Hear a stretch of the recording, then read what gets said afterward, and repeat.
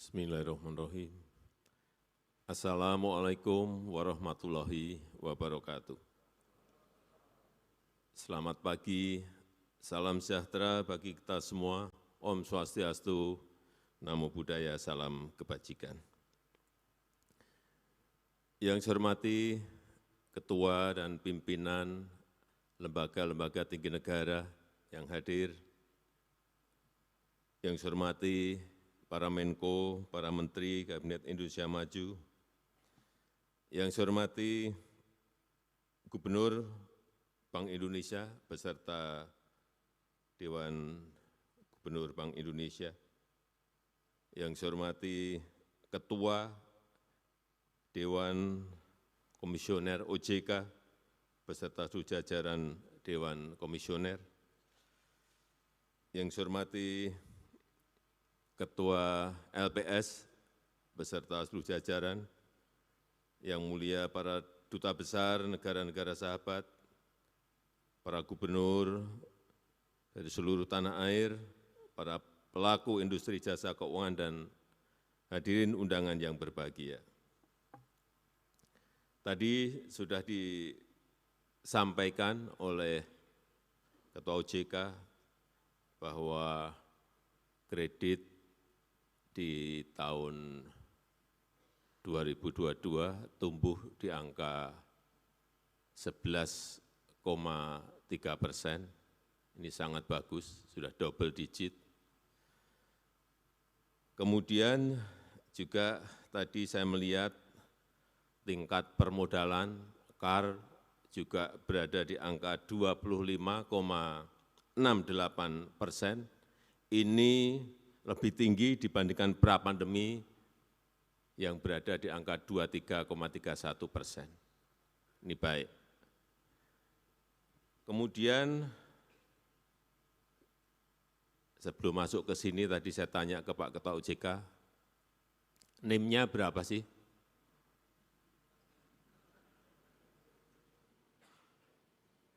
Dijawab oleh Pak Ketua OJK, 4,4. Tinggi banget. Ini mungkin tertinggi di dunia mungkin. Dan saya senang juga perkembangan industri asuransi juga semakin baik. Saya hanya ingin agar dukungan terhadap sektor UMKM itu diberikan perhatian yang lebih. Karena kekuatan kita ada di sini. Jangan dilupakan yang kecil-kecil. Jangan dilupakan yang mikro, yang kecil, yang menengah. Berikan suntikan kepada mereka sebanyak-banyaknya, tentu saja dengan kehati-hatian yang tinggi. Karena di sektor inilah yang memberikan peluang kesempatan kerja kepada rakyat. Kemudian yang kedua juga tadi sudah disampaikan oleh Ketua OJK mengenai hilirisasi, akan diberikan dukungan. Saya minta betul-betul yang konkret, karena masih saya dengar yang mau bikin smelter saja kesulitan mencari pendanaan.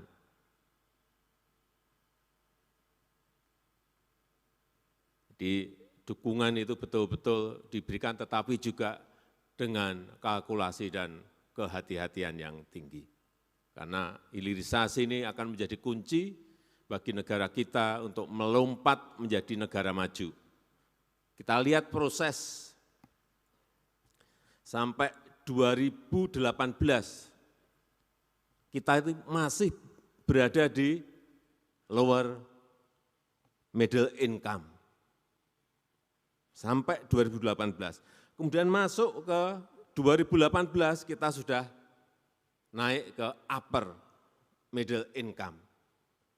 Karena pandemi turun lagi menjadi lower middle income. Tapi di 2022 kita sudah naik lagi menjadi upper middle income. Inilah yang harus terus secara konsisten kita dorong. Agar naik terus PDB kita Sehingga kita harapkan betul-betul kita bisa melompat maju ke depan dan hilirisasi menjadi kunci bagi negara ini kalau kita ingin menjadi negara maju. Di semua komoditas, baik itu yang namanya CPO, baik itu yang namanya minerba, baik yang berasal dari sumber daya alam laut kita, semuanya. Saya sudah sering menyampaikan mengenai minerba dan gas, dari yang namanya nikel, lompatan kita dari 1,1 billion US dollar melompat dulu mentahan, melompat menjadi 30 billion US dollar setelah ada hilirisasi. Kemudian nanti lari ke boksit, lari ke timah, lari ke tembaga, lari ke emas, lari ke gas alam dan minyak. Kalau ini betul-betul secara konsisten kita kerjakan, jadilah kita negara maju. Dan jangan lupa yang namanya sumber daya alam laut kita ini akan memberikan nilai tambah yang besar kalau kita juga hilirkan. Ingat bahwa 2/3 Indonesia ini adalah air, adalah laut, adalah samudra. Luas lautan kita 3,25 juta kilometer, besar sekali. Potensinya belum kita apa-apakan. Saya berikan contoh satu, misalnya rumput laut. Rumput laut. Indonesia itu eksportir nomor 1. Rumput laut, eksportir tapi bahan mentah. Diekspor mentahan saja. Kalau RRT itu importir nomor 1 rumput laut. Importir, dia tidak menjadi produsen rumput laut. Tetapi kita lihat, kita ini hanya eksportir nomor 3 kerajinan. Agar-agar atau ya komponen yang membuat bahan kekentalan. Hanya nomor 3. RRT tadi importir rumput laut nomor 1 dan sekaligus eksportir nomor 1 kerajinan. Ini yang harus kita tiru. Kita harusnya menjadi eksportir nomor 1 bahan mentah, tapi juga eksportir nomor 1 kerajinan. Harusnya seperti itu. Dan nilai tambah yang ada di sini akan melompat. Kemudian yang berkaitan dengan ikan. Coba dilihat yang namanya tuna, cakalang, tongkol. Tuna, cakalang, tongkol. Kita ini eksportir nomor 1. Tuna, cakalang, tongkol, segar. Eksportir nomor 1, tapi sekaligus importir juga nomor 1. Tepung ikan. Lucu, sudah dorong keluar, kemudian kita import lagi dalam bentuk tepung ikan. Apa enggak bisa sih kita menghilirkan ini, mengindustrialisasikan ikan kita menjadi tepung ikan? Sesulit apa? Apa sulit banget sih? Enggak. Kalau kita belum mampu ya gandeng partner. Saya selalu sampaikan gandeng partner, partneran. Jangan ragu-ragu untuk masuk ke sana. Kemudian RRT kita lihat, importir nomor 2, tuna, cakalang, tongkol, segar. Tapi bisa menjadi eksportir nomor 4 tepung ikan. Gandeng partner. Dan masih banyak rumput laut, ikan, tuna, cakalang, tongkol, udang. Ini nilai tambahnya sangat berkali-kali. Menjadi pupuk citosan 27 kali nilai tambahnya. Rajungan menjadi daging rajungan 3,2 kali. Ya, kalau semua dihilirkan di dalam negeri, melompat negara kita. PDB kita akan melompat, GDP kita akan melompat. Yang paling penting adalah memang mengintegrasikan. Sudah bolak-balik saya sampaikan, yang minerba diintegrasikan, yang CPO diintegrasikan, yang sumber daya alam laut kita hasilnya diintegrasikan semuanya. Memang yang paling sulit di situ. Dan sekali lagi saya minta dukungan dari OJK mengenai ini. Bagaimana memberikan sosialisasi pentingnya hilirisasi. Karena proyeksi dampak hilirisasi dari minerba, migas, dan kelautan itu bisa sampai angka 715 billion US dollar. Dan lapangan kerja yang terbangun bisa 9,6 juta. Besar sekali. Inilah yang akan terus kita kejar. Terus kita kejar. Yang kedua, mengenai perlindungan.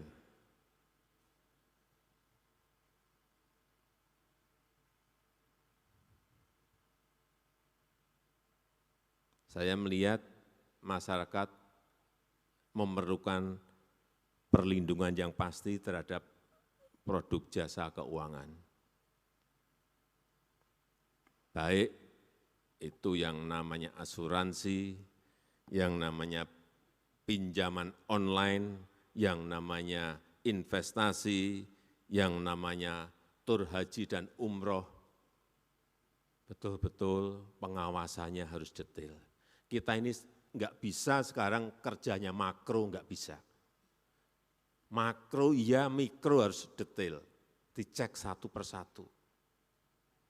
Hati-hati, ada peristiwa besar, minggu kemarin Adani di India. Makronya negara bagus, mikronya ada masalah. Mikro hanya satu perusahaan, Adani. Kehilangan 120 billion US dollar, hilang. Langsung dirupiahkan 1.800 triliun. Hati-hati mengenai ini, pengawasan. Jangan sampai ada yang lolos seperti itu karena goreng-gorengan 1.800 triliun. Itu seperempatnya PDB India, hilang. Yang terjadi apa? Capital outflow, semua keluar. Yang terjadi apa? Rupiah jatuh. Hati-hati mengenai ini, padahal kondisi makronya bagus.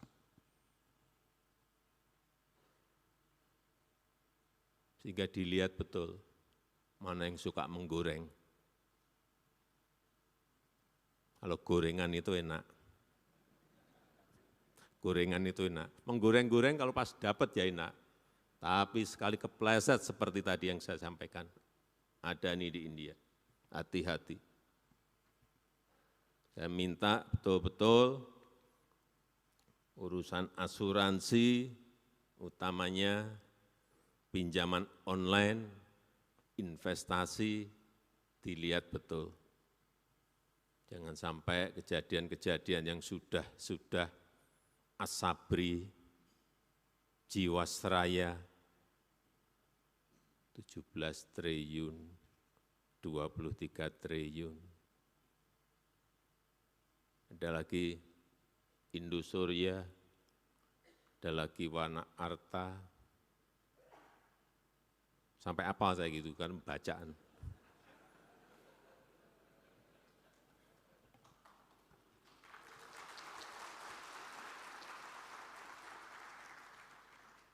Unit link, ini harus mikro satu-satu diikuti. Karena rakyat, yang nangis itu rakyat. Rakyat itu hanya minta satu sebetulnya, duit saya balik. uang saya balik. Karena saya waktu ke Tanah Abang ada yang nangis-nangis, ceritanya juga kena itu. Waktu di Imlek juga sama, nangis-nangis itu juga. Di Surabaya nangis-nangis itu juga. Hati-hati, semuanya yang namanya pengawasan harus lebih diintensifkan.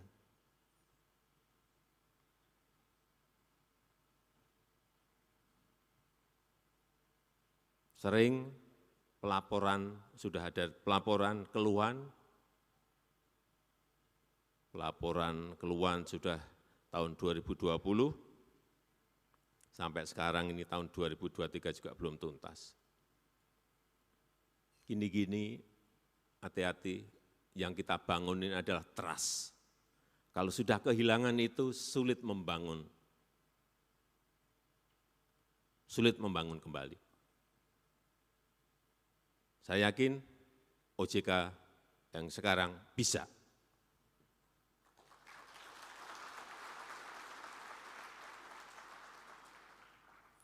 Saya rasa itu yang ingin saya sampaikan dalam kesempatan yang baik ini. Terima kasih.